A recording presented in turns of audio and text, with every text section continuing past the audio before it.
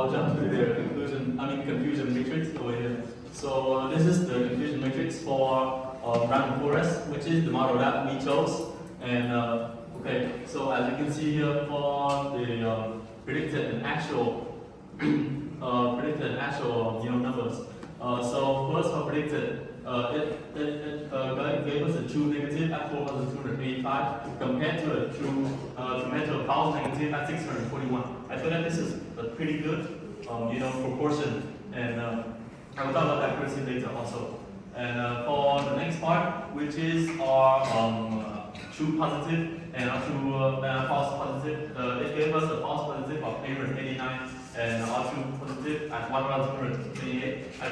Even though it's like a little bit over 50% of it is the accuracy. I feel like this is a pretty standardized and realistic number compared to other numbers.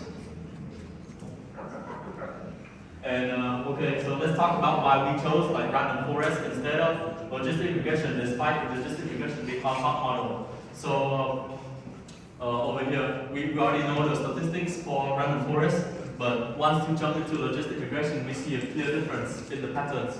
So first of all, it performs significantly better in the true positive over here. False positive. It already got 177 wrong out of 698, which is a gigantic difference compared to this 100.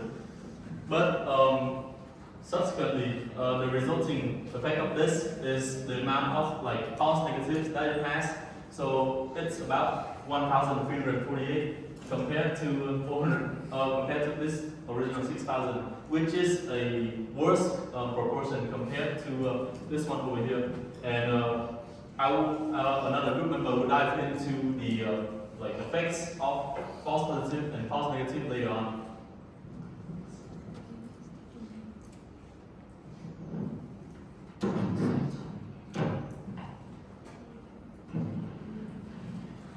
So good afternoon everyone. Myself Fundamental. I'm from VDGSR. So I'm going to speak about random. Since we have the tenure, which is how our customer stays, and on over here we have the monthly charges, which is how much you charge people on a 30-day basis. And it can be easily seen that the people who usually turn they quit the most is within these first few months of tenure here. And you can see that the frequency of the red dots are always packed in this area and over there, which I will talk about later. And then we can see that as time progresses, people who have a low monthly charge, you can see here they are extremely loyal and they stay throughout the entire course of the tenure, the service.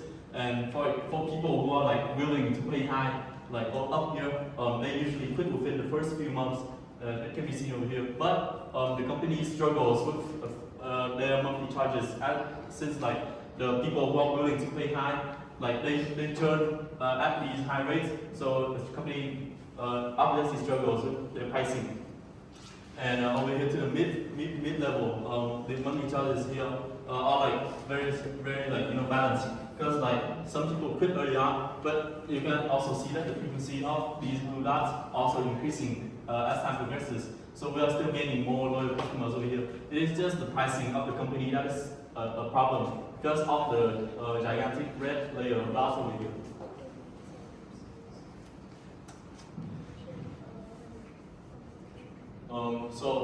I will move on to a question that is in the project brief. So how does predicting churn help reduce costs?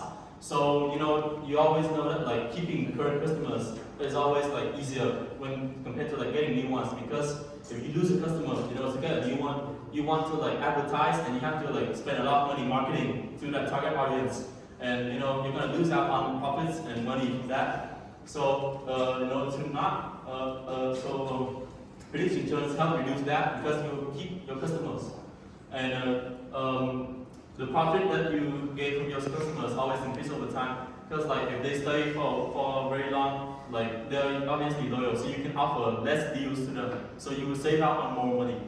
That's what it means by secure future profits.